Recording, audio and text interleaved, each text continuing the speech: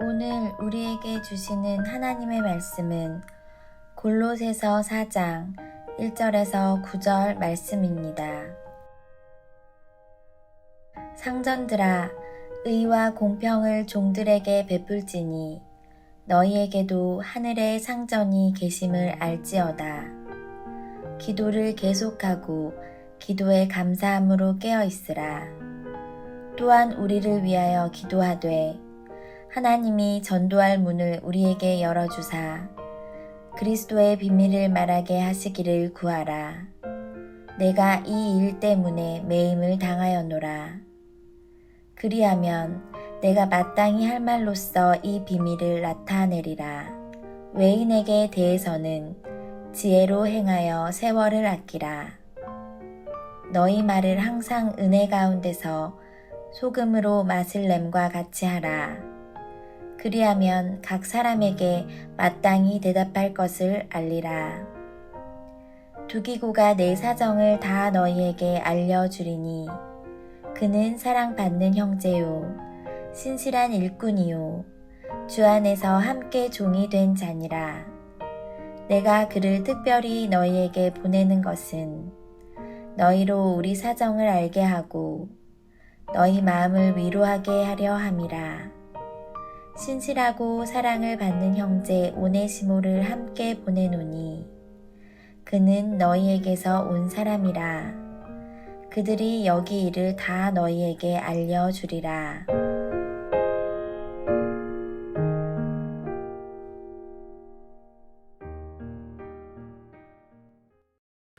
골로새서가 기록될 당시 종은 주인이 마음대로 할 수 있는 재산이나 도구에 불과했습니다.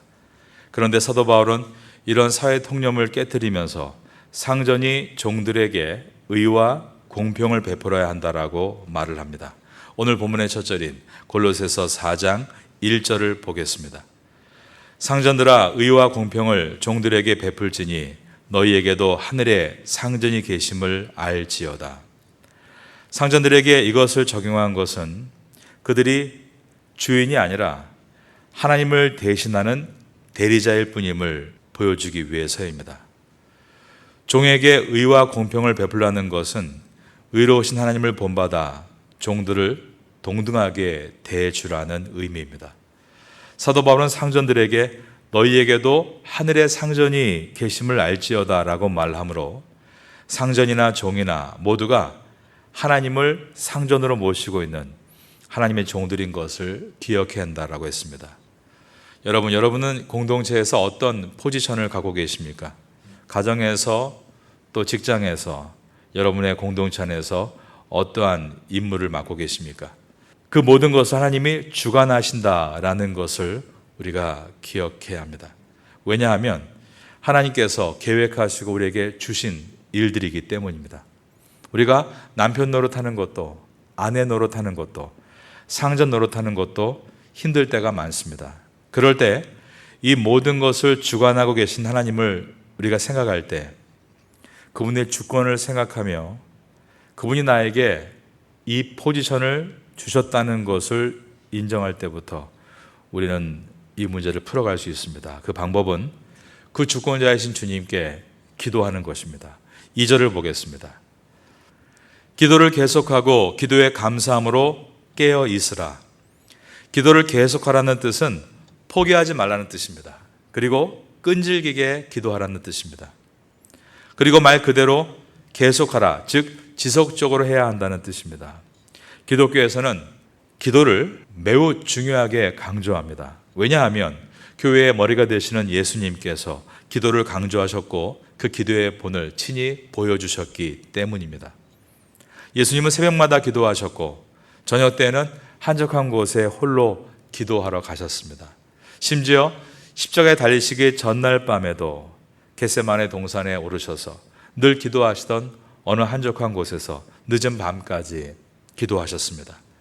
가장 큰 위기 가운데 선도가 해야 되는 것은 기도임을 몸소 보여주시기 위해서였습니다. 그리고 개인에게 닥친 가장 큰 위기 가운데도 개인을 위한 기도보다 타인을 위해서 기도하심으로 예수님은 어느 때든지 타인을 위한 중보기도가 가장 위대함을 우리에게 보여주셨습니다. 예수님께서는 자신이 맞이하실 십자가의 순환에 대한 기도보다 제자들을 위한 기도를 더 많이 하신 것입니다. 2절을 다시 보겠습니다. 기도를 계속하고 기도에 감사함으로 깨어 있으라. 이 뜻은 기도할 때 감사함을 회복할 수 있다는 뜻입니다. 그리고 기도할 때만이 깨어 있을 수 있다라는 뜻입니다. 여러분 가운데 어려운 문제들을 갖고 이 자리에 계신 분들도 있으실 겁니다. 오늘 저녁에 주님께 기도드릴 때 여러분의 간절한 기도가 다시 한번 여러분의 감사를 회복하고 다시 한번 여러분의 심령을 깨우게 만드는 은혜가 될 수 있기를 예수님의 이름으로 축원합니다. 6절을 보겠습니다. 너희 말을 항상 은혜 가운데서 소금으로 맛을 낸 바 같이 하라. 그리하면 각 사람에게 마땅히 대답할 것을 알리라. 너희 말을 항상 은혜 가운데서 소금으로 맛을 낸 바 같이 하라. 이 뜻을 한번 생각해 보겠습니다. 프랑스의 소설가 중에 조르주 베르나노스라는 사람이 그의 글에서 이런 말을 했습니다. 예수님은 너희는 세상의 꿀이니라고 하지 않으시고 너희는 세상의 소금이니라고 하셨다. 그 의미는 세상에서 사탕 발림을 하느니 쓴 것이 더 낫다는 의미다라고 표현했습니다. 여러분, 소금은 환부에 닿으면 쓰라리죠. 그러나 해독의 역할을 합니다. 치유의 역할을 하는 것입니다. 그리고 방부제의 역할을 합니다. 음식의 부패를 막는 힘이 소금에 있습니다. 그래서 소금에 절인 야채와 배추 같은 것들은 썩지 않고 시간이 지날수록 오히려 새로운 맛을 안겨줍니다. 이처럼 소금의 역할은 1차적인 기능은 방부제 역할이고 그 다음은 맛을 내는 역할입니다. 여러분, 사람들이 왜 향락과 죄악에 취해 살까요? 세상 사는 맛이 없어서 그런 것입니다. 그래서 죄를 짓는 맛이라도 구하고 싶은 것입니다. 그러나 말씀을 통해서 진짜 소금의 맛을 알게 되면 세상의 맛을 멀리할 수 있게 됩니다. 말씀이 주는 치유와 부패를 막게 해주는 능력과 그리고 화학 조미료에서 줄 수 없는 고유의 맛, 그 맛을 보게 될 때 우리는 새로운 신앙을 만날 수 있게 됩니다. 그런데 그것이 바로 말씀을 붙들고 기도하는 것을 뜻합니다. 6절을 다시 보겠습니다.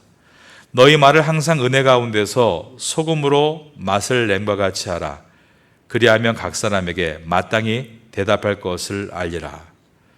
우리가 하나님의 말씀을 듣고 읽고 쓰고 배울 때 그리고 기도할 때입니다. 그때 우리 각 사람에게 말씀이 먼저 소금과 같은 놀라운 일을 하게 되는 것을 보게 될 것입니다. 죄된 부분을 치료하기 위해 아프게도 하고 상처남을 씻어주면서 그리고 더 이상 죄가 퍼지지 않도록 부패를 막아주고 삶의 건강한 맛을 느끼게 해주는 것은 말씀을 통해서인 것입니다. 예수님 마태복음 5장 13절에서 이렇게 말씀했습니다. 너희는 세상의 소금이니 소금이 만일 그 맛을 잃으면 무엇으로 짜게 하리요? 후에는 아무 쓸데없어 다만 밖에 버려져 사람에게 밟힐 뿐이니라 엄하게 경고하셨습니다.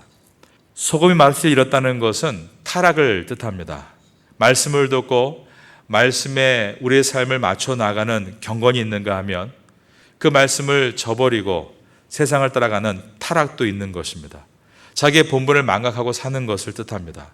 세상과 타협하면서 양다리를 걸치는 것도 여기에 해당합니다. 레오나르도 다빈치가 그린 최후의 만찬 그림에 보면 가룟 유다가 돈주머니를 꼭 쥐고 있는데 그 앞에 소금병이 쏟아져 있습니다.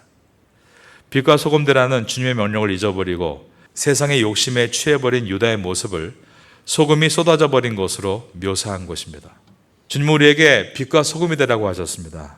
그것은 말씀의 빛과 또한 말씀의 치유가 되는 그 소금이 내 심령을 사로잡고 거기에서 성령의 역사하시는 사람이 되어서 세상에 나아가서 다른 타인에게 그러한 참된 빛과 소금이 되라는 말씀인 것입니다. 여러분들의 이 말씀 가운데서 자신을 다시 한번 돌아보는 가운데 다시 기도를 통하여서 감사가 회복되고 깨어있기를 바라고 그러는 가운데 다시 솜과 같은 깊은 맛이 있고 정결한 마음을 갖게 되심으로 이 마지막 12월의 한 달을 승리할 수 있게 되기를 예수님의 이름으로 축원합니다.